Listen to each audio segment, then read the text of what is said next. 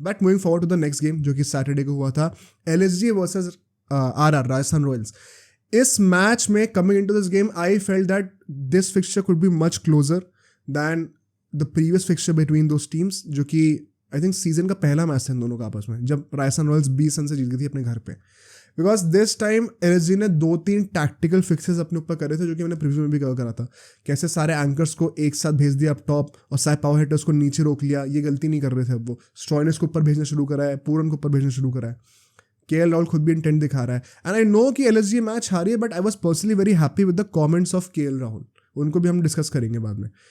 To start with, यहाँ पे भाई राजस्थान रॉयल्स टॉस जीतती है एंड चेस करने का डिसीजन लेती है.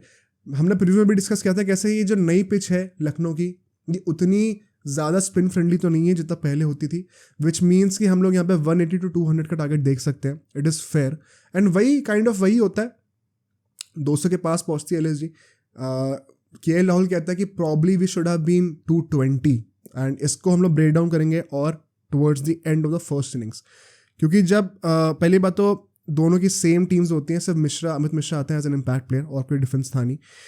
जो पावर प्ले होता है LSG के पावर प्ले में सिर्फ 46 रन बनते हैं और 2 विकेट गिर जाते हैं. एंड यहाँ पे जो दोनों विकेट्स थे ना, पहले बात तो डिकॉक को जिस तरीके से बोल्ड मारा था ट्रेंट बोल्ट ने, बॉल लेफ्टी की एंगल के साथ स्विंग हो रही है बाहर एंड देन पड़ के अंदर आ रही है. भाई I don't blame de Kock at all कि वो स्विंग पहले बाहर की तरफ हो रही है डिकॉक के लिए, फिर पड़ के अंदर आ रही है. वो गैप नेचुरली बैट और बैट के बीच में होगा ही होगा, क्योंकि बैट वो उस अजम्पशन पे चला रहा है कि वो बॉल हवा में बाहर जा रही है तो पड़ के भी बाहर ही जाएगी.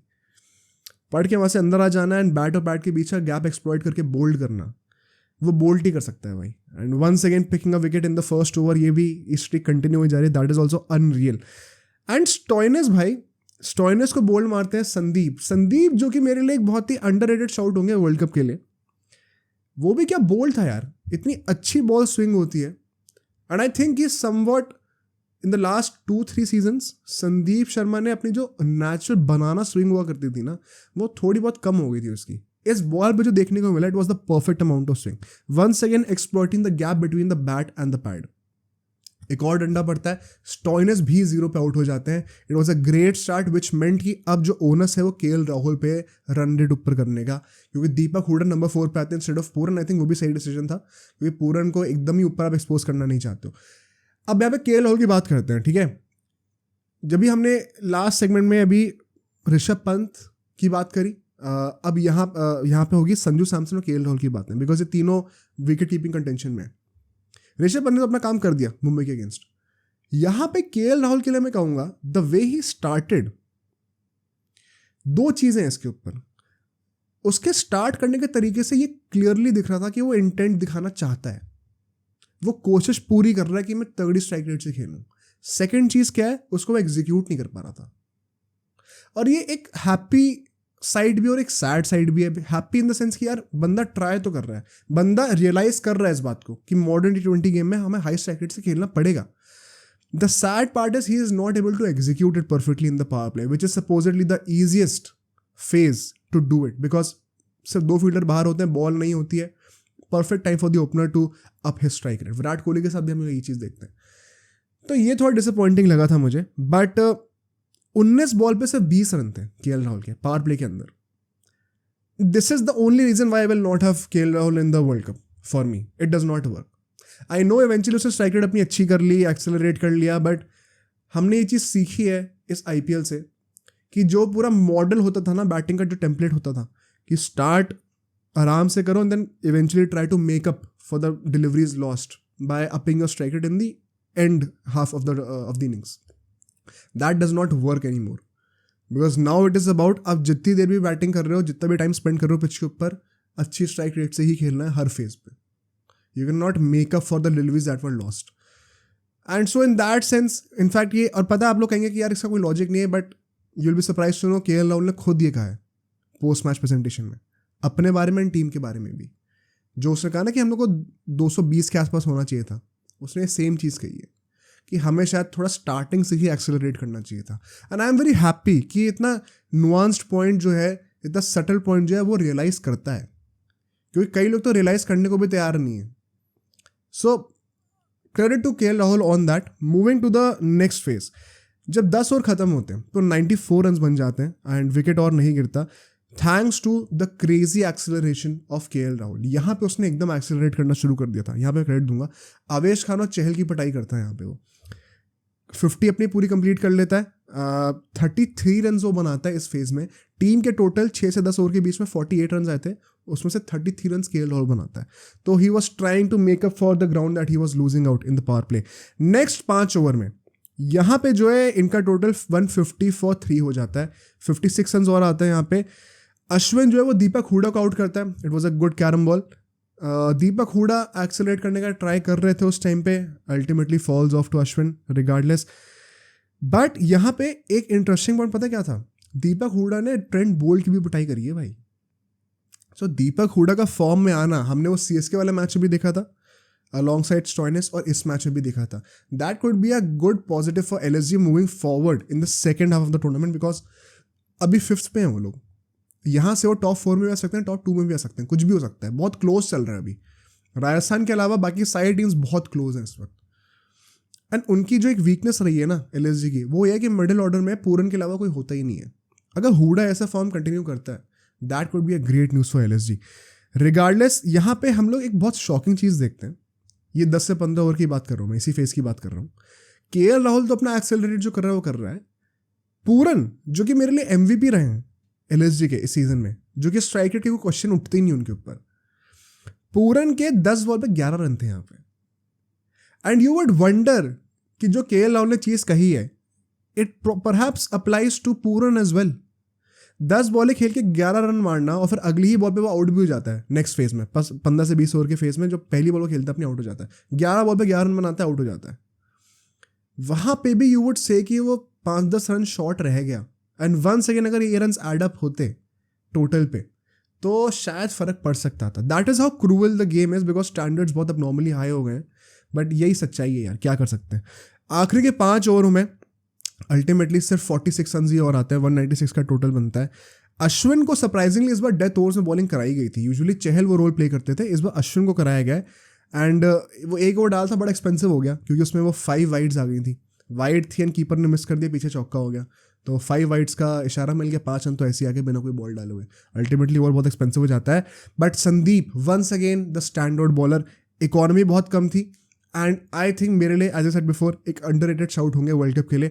इस कॉन्वर्जेशन को और आगे बढ़ाएंगे इन दी अपकमिंग पॉडकास्ट, जैसे जैसे उनकी परफॉर्मेंस अच्छी होती रहेंगी. और कुछ अगर मैं कुछ कहना चाहता हूँ तो यार, see once again the only issue here was, क्या ये टोटल अच्छा नहीं है एलएसजी के लिए इस विकेट पे. By the natural standards of the game, yes 196 पे आप कंप्लेंट नहीं कर सकते, specially against a team, for a team like LSG जो कि टारगेट्स को डिफेंड करना जानती है अच्छी तरीके से.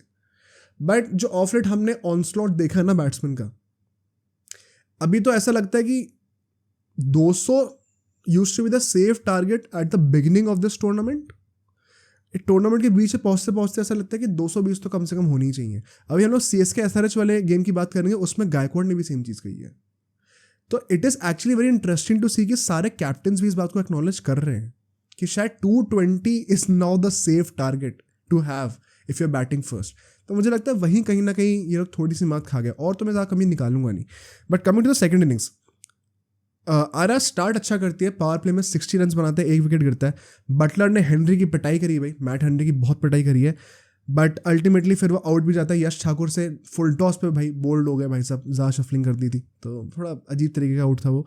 बट मोहसिन ने भी अच्छी बॉलिंग करी थी पावर प्ले में, that was also good positive for LSG. जब 10 ओवर खत्म होते हैं, अब 6 से 10 ओवर के बीच में सिर्फ और सिर्फ 21 रन और ऐड होते हैं. सिर्फ 21 रन और ऐड होते हैं. क्यों? क्योंकि यहाँ पे 2 क्रूशल विकेट्स गिर जाते हैं. पहली बात तो यहाँ पे जयसवाल आउट होता है and then Riyan Parag, the guy who was in form, वो भी आउट हो जाता है. विच मेंट की सिर्फ संजू सैमसन एक एंड पे टिका हुआ है. एंड यहाँ पे एक बहुत ही इंटरेस्टिंग कॉल थी सैमसन की to put in Jurel at number 5 over somebody like Ashwin जो कि बैटिंग करते हुए आ रहे हैं यहाँ पे, रॉबर्ट पॉवेल जो कि बैटिंग कर सकते थे, हेटमायर, इन सबको हटा के जुरेल के ऊपर लाया. And to Samson's credit, this totally paid off. मतलब 100% पूरे मार्क्स मिलने चाहिए जुरेल को and this tactical decision by Samson, because उसके बाद कोई विकेट गिरता ही नहीं है. उसके बाद तो मैच बड़े आराम से खत्म हो जाता है। इस फेज में कृणाल पांड्या एंड अमित मिश्रा जो कि इम्पैक्ट प्ले की तरह आए थे, वो पूरा रूल कर रहे थे यार। मतलब इन लोगों ने पूरा मोमेंटम तहस नहस कर दिया राजस्थान रॉयल्स का। और एक यहाँ पे टैक्टिकल क्वेश्चन दोबारा आएगा, once again I will give credit to KL Rahul कि उसने एक गलती रिकग्नाइज करी। रवि बिश्नोई से बॉलिंग कराई नहीं भाई, 15 ओवर से पहले कोई बॉलिंग ही नहीं कराई रवि बिश्नोई से। एंड ऐसा क्यों हुआ, केएल राहुल कहता है कि आई डू रियलाइज कि ये शायद एक टैक्टिकली एक मिस्टेक हो गई। मेरी इंटेंशन क्या थी कि पहले अमित मिश्रा को लाया जाएगा, एंड उसने सही भी चीज़ थी क्योंकि उसने विकेट भी निकाला। And he was trying to save a Bishnoi for the time जब रोमन पॉबल और हेटमायर बैटिंग करने के लिए आएंगे। एंड इन दैट परस्यूट उसने रियलाइज करा कि यार मिडिल ओवर्स में तो जुरेल और सैमसन आउट ही नहीं हो रहे क्योंकि मैं फास्ट बॉलर से बॉलिंग कराए जा रहा हूँ। एंड वो होते होते टाइम इतना निकल गया था कि फिर बिश्नोई को जब तक मैं लाया था 15 ओवर ऑलरेडी निकल चुके थे। तो शायद मुझे बिश्नोई को जल्दी ले आना चाहिए था, सिर्फ और सिर्फ उसको हेटमायर और अपना पॉवेल के लिए बचा के रखना नहीं चाहिए था। सो गलती तो थी है, क्लियरली एक मिस्टेक थी कैप्टनसी में, बट उसने एक्नॉलेज करी, ये बात मुझे अच्छी लगी। मतलब KL Rahul has been one of the most honest captain so far, ये तो मैं चीज़ में ज़रूर कहूँगा। जब 10 से 15 ओवर्स की हम लोग बात करें, यहाँ पे आई थिंक 63 रन आते हैं और इस फेज में गेम किल हो गया था पूरा। इस फेज के बाद गेम में कोई फाइट बची नहीं थी। 10 से 15 ओवर का जो फेज था ना, this was the final nail in the coffin by RR for LSG. क्योंकि यहाँ पे एक जो फैक्टर था यश ठाकुर का। पहली बात तो भाई साहब ने 2 कैचेस छोड़े, एक कैच तो बड़ा मुश्किल था बट एक लड्डू कैच छोड़ा थर्ड मैन पे, और फिर जब खुद बॉलिंग करने के लिए आए तो बहुत पिटाई खा ली उन्हीं बैट्समैन से, ध्रुव जुरेल एंड सैमसन से। तो या तो वो खुद कैच पकड़ लेता या तो अपनी बॉलिंग के बाद विकेट ले लेता उनका। वो दोनों ही चीज़ें यश ठाकुर के लिए अनफॉर्चुनेटली उल्टी पड़ गई। And because of this Yash Thakur factor काफ़ी ज़्यादा लीवरेज मिल गई आरआर को, and they kind of killed the game with in this phase itself. यहाँ पे कृणाल पांड्या जो है वो 4 ओवर डाल चुका था बाय दिस फेज एंड सिर्फ 24 रन दिए थे। एंड संजय मांजरेकर भाई साहब ने अपने कृणाल पांड्या को वर्ल्ड कप की स्क्वाड में रखा है। And I get why he would say that, because Krunal Pandya काफ़ी अंडररेटेड गया with the ball, to be very honest. But then again how can you ignore the likes of Axar Patel, Ravindra Jadeja, मतलब जो कि सेम प्रोफाइल के आते हैं। Krunal Pandya has been nowhere close with the bat और with the fielding. So definitely बहुत ही absurd है उसको कंसिडर करना वर्ल्ड कप के लिए, but let's not take away the credit that he deserves in the IPL. मेरा पॉइंट ये है कहने का। उसके बाद भाई आखिरी के 5 ओवर की बात करते हैं। बिश्नोई आता है एक बॉलिंग करने के लिए, 16 रन, एक ओवर डालने के लिए 16 रन लीक कर देता है और गेम वहीं पे खत्म हो गया। अब बिश्नोई का ही पूरा मैच खराब हो गया, एलएसजी का ही मैच खराब हो गया। उसके बाद बस just a matter of time. Samson का सबसे बड़ी बात पता क्या थी, उसने ध्रुव जुरेल से एक बॉल कम खेली है जबकि उससे पहले बैटिंग करने के लिए आया था, एंड 20-25 रन ज़्यादा मारे हैं। सो ध्रुव जुरेल को तो सारी तारीफ मिलनी ही चाहिए, बट सैमसन को भी, मतलब अब जिस लेवल का वो केस बना रहा है ना अपना वर्ल्ड कप के लिए, let me tell you, Samson और पंत में से जो भी बंदा सेलेक्ट नहीं होगा वो अनलकी होगा ही होगा। कई लोग ना बहुत ज़्यादा ओवर द टॉप जाके भी सैमसन का केस बना रहे हैं ओवर ऋषभ पंत, बट ऋषभ पंत का भी फिर नोटिस उसने सैमसन से नीचे बैटिंग करी है, एंड फिर भी सिर्फ 9-10 रन का ही फर्क है उनके ऑरेंज कैप की लिस्ट में दोनों का। तो आई थिंक इम्पैक्ट वाइज तो दोनों ऑलमोस्ट ऑन पार है, या फिर ऋषभ पंत प्रॉब्ली बेटर रहा है बिकॉज नीचे आके उसने इतने ज़्यादा रन बनाए बेटर स्ट्राइक रेट के साथ।